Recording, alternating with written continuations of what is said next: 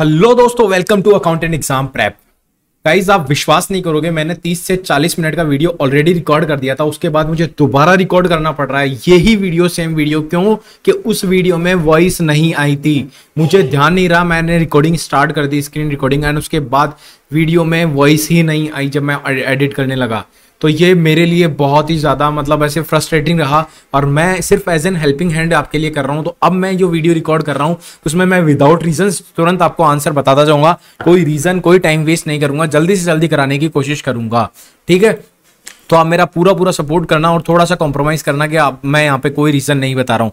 आज का वीडियो वही कंपनी अकाउंटिंग का टॉपिक है जो सबसे ज्यादा वेटेज रखता है, जेवीएनएल जूनियर अकाउंटेंट पार्ट ए में। और लास्ट जो वीडियो था उसमें हमने प्रीवियस ईयर के क्वेश्चन किए थे, आपने देखा होगा, बहुत हेल्पफुल वीडियो था। मैंने गारंटी ली थी कि प्रैक्टिकल क्वेश्चन आप कहीं नहीं अटकोगे उस वीडियो को देखने के बाद में। तो दूसरी बात, उसी वीडियो में हमें 2018 की वैकेंसी का क्वेश्चन जो हमारे ही प्रीवियस ईयर के क्वेश्चन में से पूछा गया था वो भी मैंने आपको बताया था। वीडियो नहीं देखा तो देख लेना। बाकी बढ़ते हैं आज के वीडियो की तरफ। ज्यादा फोकस हमारा थ्योरी पे होगा। पहला क्वेश्चन पढ़ के आपने आंसर जज कर लिया होगा। पहले क्वेश्चन का आंसर सी होगा, characteristic feature not found in. कौन से फीचर है जो नहीं फाउंड होता है इस कंपनी में? ठीक है, तो लीगल एंटिटी फाउंड होता है, कॉमन सील फाउंड होता है, एसोसिएशन ऑफ इंडिविजुअल फाउंड होता है। सी ऑप्शन फाउंड नहीं होता, तो सी ऑप्शन इसका करेक्ट आंसर हो जाएगा। दूसरा क्वेश्चन है, विच of the following item is not an appropriation of profit for a limited company? Preference share dividend payable, ordinary dividend payable by the company, income tax payable by the company, debenture interest payable by the company. तो इसका correct answer हो जाएगा debenture interest payable by the company. बढ़ते हैं next question की तरफ। Which of the following statement is correct for preference shares? They have voting rights, correct नहीं है। Their rights are given in memorandum, यहाँ पे ज्यादा दिमाग मत लगाना, गलती से लिखा हुआ था। ठीक है, शिष्टाचार मेंटेन करो, थोड़ा ज़्यादा तेज होने की जरूरत नहीं है। अभी एग्जाम नज़दीक आ रहा है तो एग्जाम पे फोकस करो, ऐसी चीज़ों पे फोकस नहीं करोगे तो ज़्यादा बढ़िया है। ठीक है, they can vote at the time of winding up of the company. ठीक है, तो सी इसका करेक्ट आंसर हो जाएगा। ठीक है, बढ़ते हैं अगले क्वेश्चन की तरफ। मैं जल्दी इसीलिए कर रहा हूँ कि मैं फ्रस्ट्रेट हो चुका हूँ। उस वीडियो में मैंने सब कुछ समझाया था, अब मैं उतना टाइम नहीं लूंगा इस वीडियो में समझाने के लिए। थ्योरी पार्ट है तो आपको वैसे भी कंसेप्ट क्लियर होंगे तो जज कर लोगे।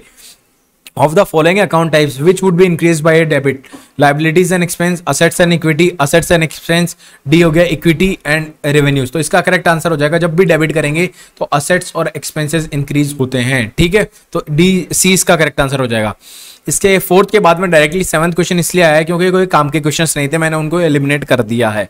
ठीक है, when there is an increase in minimum capital with which the company is registered, dash is to be altered, MOA paid up share capital, subscribe capital. किसको अल्टर करना पड़ता है? ठीक है, तो इसमें अल्टर करना पड़ता है हमें एमओए, मेमोरेंडम ऑफ एसोसिएशन को अल्टर करना पड़ता है। ठीक है, in balance sheet the classes of shares that have been issued by the company are shown under the heading. Issue कर दिया है तो इशूड कैपिटल के अंडर में हम शो करते हैं उसको। बी इसका करेक्ट आंसर है। बढ़ते हैं नेक्स्ट क्वेश्चन की तरफ। Partly paid up capital is authorised capital, subscribe capital, paid up capital, issued capital. इसको बोलते हैं हम बी, सब्सक्राइब कैपिटल बोलते हैं पार्टली पेड अप कैपिटल को।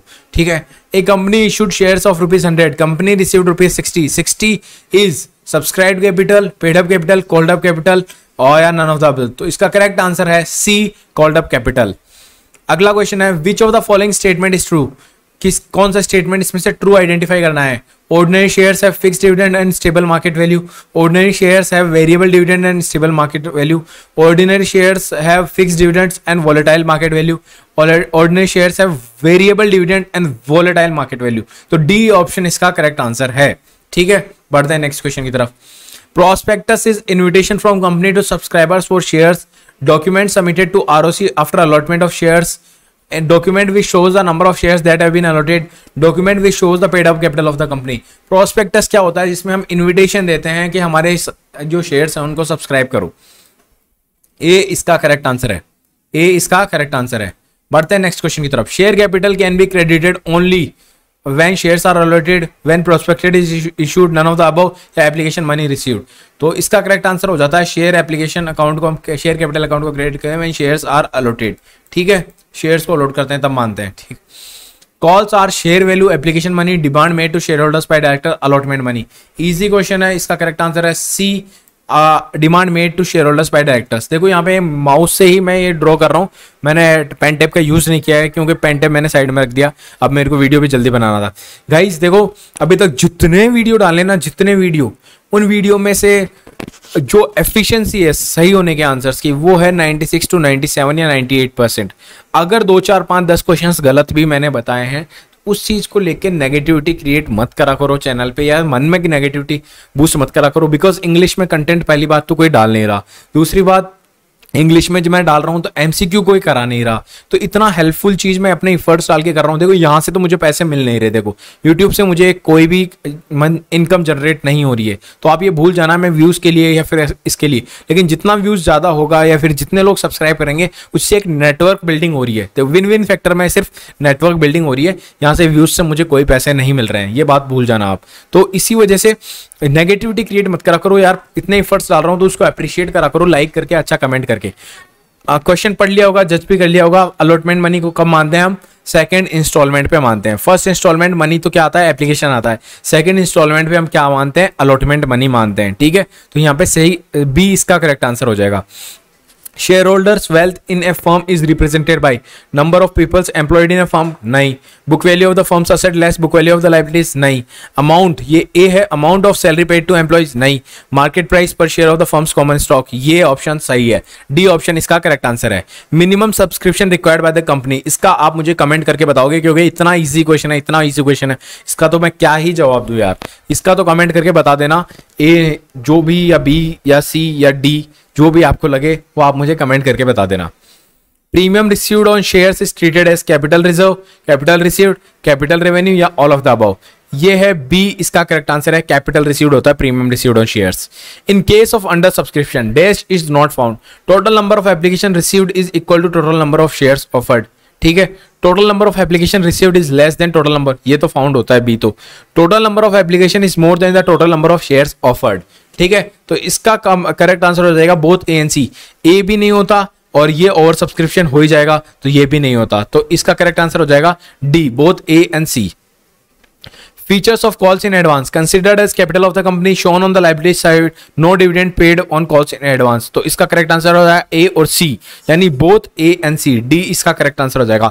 Which of the following statement is true? Loan capital is paid up capital of the company, नहीं। Loan capital is subscribed capital of the company, नहीं। Loan capital is money borrowed from outsider, ये इसका correct answer है, D option को पढ़ने की जरूरत ही नहीं है, सी इसका करेक्ट आंसर है।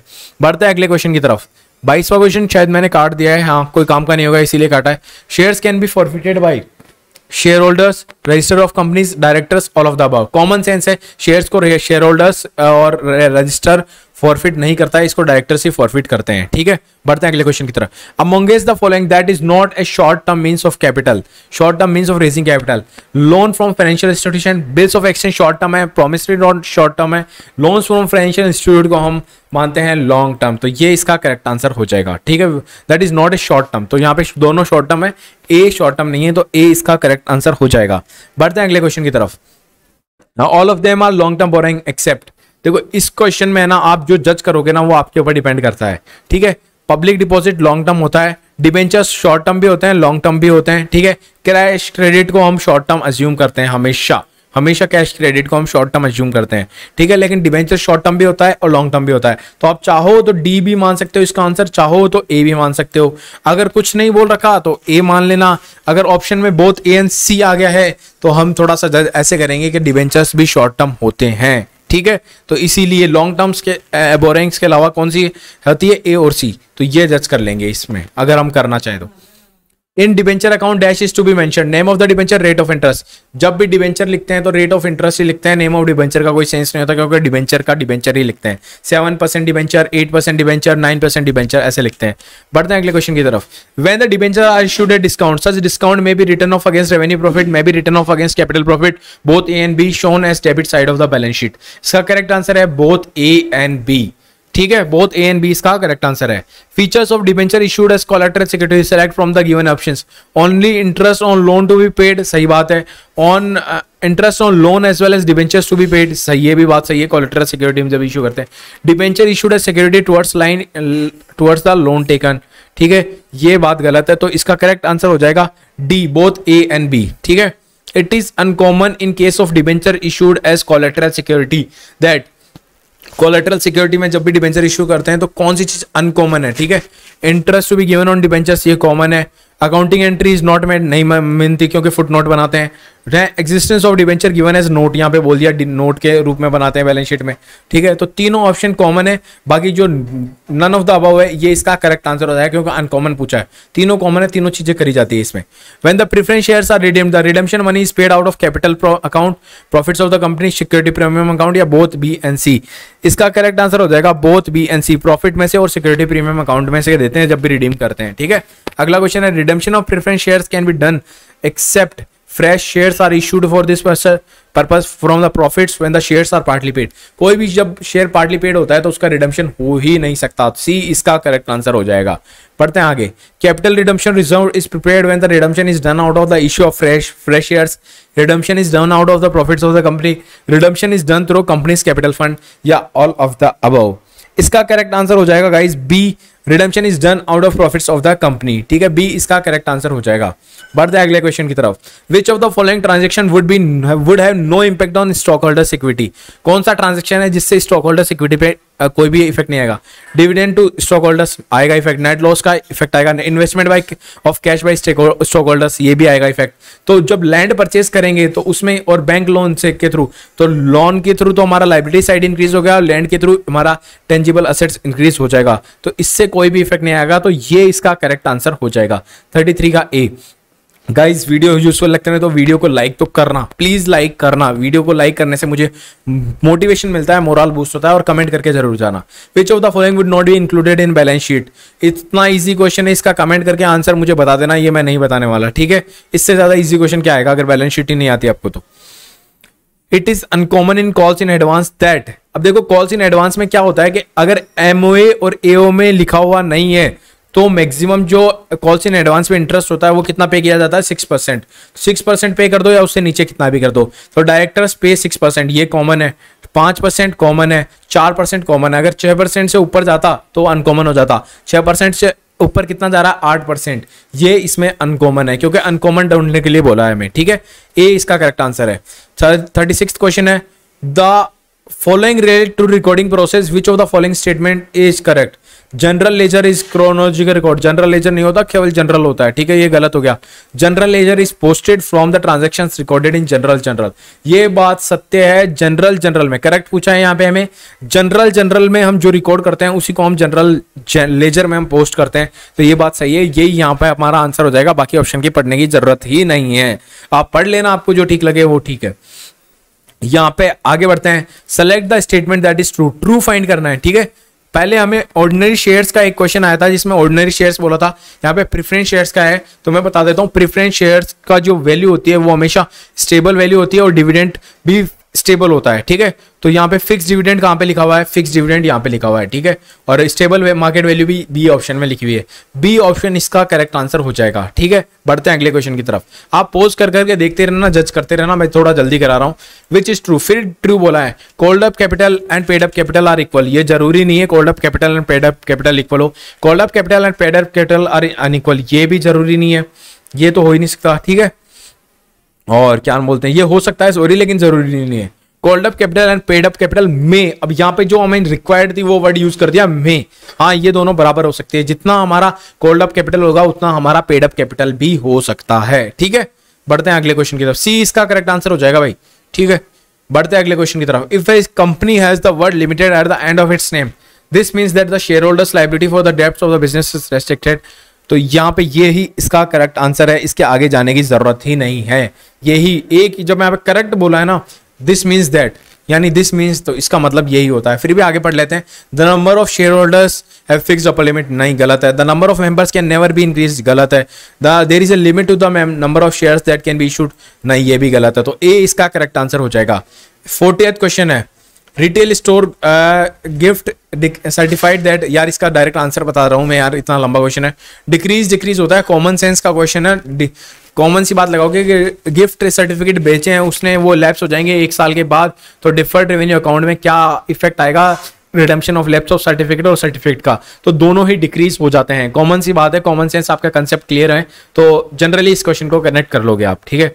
The correct concept of double entry book is for every goods received on credit the seller becomes, ये डबल एंट्री का नहीं है। For every debit entry there must be corresponding credit entry, ये double entry का rule होता है, ठीक है। तो आगे बढ़ते हैं। For every seller there must be a buyer, ये भी डबल एंट्री का नहीं है। One party received another party gives value, ये भी डबल एंट्री का नहीं है। बी इसका करेक्ट आंसर है। Subscription received in advance is classified in the balance sheet of a club is of a club as tangible asset, intangible asset, fixed asset, current liability. तो इसको मानते हैं हम current liability. Subscription received in advance को current liability मानते हैं।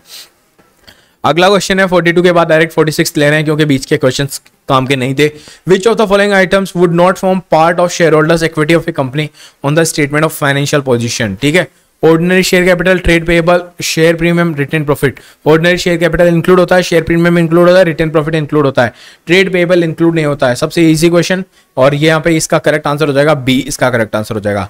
विच of the following would not be included in a full set of companies financial statement, sorry financial statement. तो statement of financial position को इंक्लूड करेंगे, changes of equity को include करेंगे, income statement को include करेंगे। तो कौन से को इंक्लूड नहीं करेंगे, यहाँ पे पूछा भी यही गया है कि कौन से को इंक्लूड नहीं करेंगे। कैश बजट को इंक्लूड नहीं करेंगे। गाइस ये आज का सेकंड लास्ट क्वेश्चन था एंड होपफुली वीडियो अच्छा लग रहा होगा आपको। तो वीडियो को यार प्लीज पॉज करके लाइक कर देना। अगले वीडियोस बहुत काम के आने वाले हैं। अब हम या तो ऑडिट के करेंगे या कॉस्ट अकाउंटिंग की सीरीज स्टार्ट करेंगे। मैं हो सका तो पास्ट ईयर्स के क्वेश्चन का कलेक्शन बना के जल्द ही वीडियो अपलोड कर दूंगा क्योंकि उस चीज की जरूरत है कि पास्ट ईयर्स में एग्जैक्ट क्वेश्चन कैसे आए थे, ठीक है। बढ़ते हैं अगले और आज के लास्ट क्वेश्चन की तरफ। एबीसी, ये रहा question. ABC PLC issues 30,000 shares of ₹1 each at 1.34 each share. Which of the following statement is true? तो देखो गाइस यहाँ पे ना 0.3 का प्रीमियम है, तो 0.3 का प्रीमियम का मतलब हो गया 30,000 शेयर का 0.3 करेंगे तो 9,000 रुपए का प्रीमियम आ जाएगा, ठीक है। और 30,000 की शेयर कैपिटल आ जाएगी। तो इंक्रीज क्या क्या होगा, 30,000 शेयर से मतलब शेयर कैपिटल इंक्रीज हो जाएगी, यानी 30,000 रुपीज से शेयर कैपिटल इंक्रीज हो जाएगी और 9,000 रुपए से यहाँ पे हमारा ये क्या इंक्रीज हो जाएगा, प्रीमियम इंक्रीज हो जाएगा। तो ऐसा ऑप्शन है क्या, 30,000 से शेयर कैपिटल है प्रीमियम, ये गलत आ गया, ये ऑप्शन ही गलत हो गया क्योंकि 9,000 से इंक्रीज होगी। यहाँ पे ऑर्डिनरी शेयर कैपिटल 30,000 से इंक्रीज होगी, तो ये भी गलत हो गया, ठीक है। अगला है option ordinary share capital will increase by 39,000, ये भी गलत हो गया क्योंकि शेयर कैपिटल 30,000 से इंक्रीज होगी, ये भी गलत हो गया।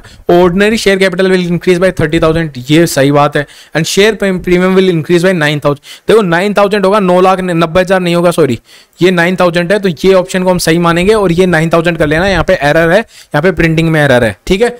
Thank you guys for watching this video. जल्दी जल्दी कराया उसके लिए थोड़ा सा माफी, फ्रस्ट्रेट हो चुका हूं क्योंकि मैंने एक वीडियो सेम रिकॉर्ड किया था 30 40 45 मिनट का और उसमें वॉइस नहीं आई, तो मुझे बहुत फ्रस्ट्रेशन हुआ। जब मैं एडिट करने गया उसमें वॉइस नहीं आई तो मुझे पता चला कि एक्चुअल में वॉइस रिकॉर्ड ही नहीं हुई है, तो उससे बहुत फ्रस्ट्रेशन हुआ। इसीलिए सेकंड रीटेक है ये और पूरा कंप्लीट रीटेक है जिसमें वॉइस आ रही है। होपफुली इस बार ऐसी चोट नहीं होनी चाहिए हमारी। अगले वीडियोस के लिए चैनल सब्सक्राइब कर लेना, नोटिफिकेशन बेल को प्रेस कर लेना। और वीडियो यहाँ तक देख रहे हो तो मुझे पक्का विश्वास है वीडियो यूजफुल होगा। ये टॉपिक काफी इंपॉर्टेंट है, मैं चाहूँ तो 100-150 क्वेश्चन और करा दूं, बट नहीं करा रहा, इतना ही लिमिट रखेंगे क्योंकि आगे भी हमें बढ़ना है। Bye bye, love you all, मिलते हैं नेक्स्ट वीडियो में।